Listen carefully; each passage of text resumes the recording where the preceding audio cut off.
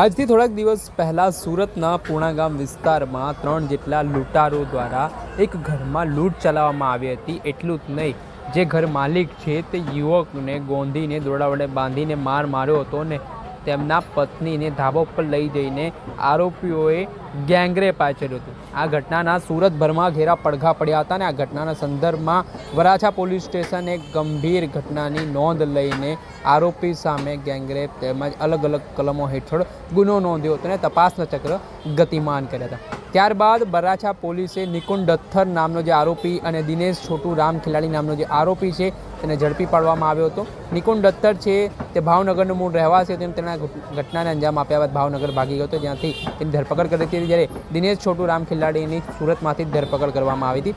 આ મામલાના સંદર્ભમાં આજે જે ઘટના સ્થળે આ બનાવ બન્યો હતો ત્યાં પૂણા વિસ્તારમાં ગેંગરેપ મામલે આજે બંને આરોપીઓને સાથે રાખીને ઘટનાનું રિકન્સ્ટ્રક્શન કરવામાં આવ્યું હતું। બંને આરોપીઓ દ્વારા જે મહિલા સાથે ગેંગરેપની ઘટનાને અંજામ આપવામાં આવ્યું હતું, જેમાં મહિલાના પતિના ગળા પર ચપ્પુ રાખીને ગેંગરેપની ઘટનાને અંજામ આપવામાં આવ્યું હતું। આરોપીઓને સૌરાષ્ટ્ર ખાતે ઝડપી પાડવામાં આવ્યા હતા અને ઘટનાને કઈ રીતે અંજામ આપવામાં આવ્યું છે તે મામલાને લઈને આજે પોલીસ પ્રશાસન દ્વારા આરોપીઓને સાથે રાખીને કંઈક બાબતોની નોંધ લેવામાં આવી રહી છે અને જે આખો ઘટનાક્રમ સર્જાયો છે તેમાં આરોપીઓ સામે કડકમાં કડક કાર્યવાહી થાય તે પ્રકારની માંગ પણ કરવામાં આવી રહી છે અને તેના જ ભાગરૂપે હાલ પોલીસ પ્રશાસન હવે કામગીરી કરી રહ્યું છે। દર્શક મિત્રો, એન કવરેજ ન્યૂઝને આપ લાઇક કરી લો, સબસ્ક્રાઇબ કરી લો અને શેર કરવાનું ભૂલતા નહીં।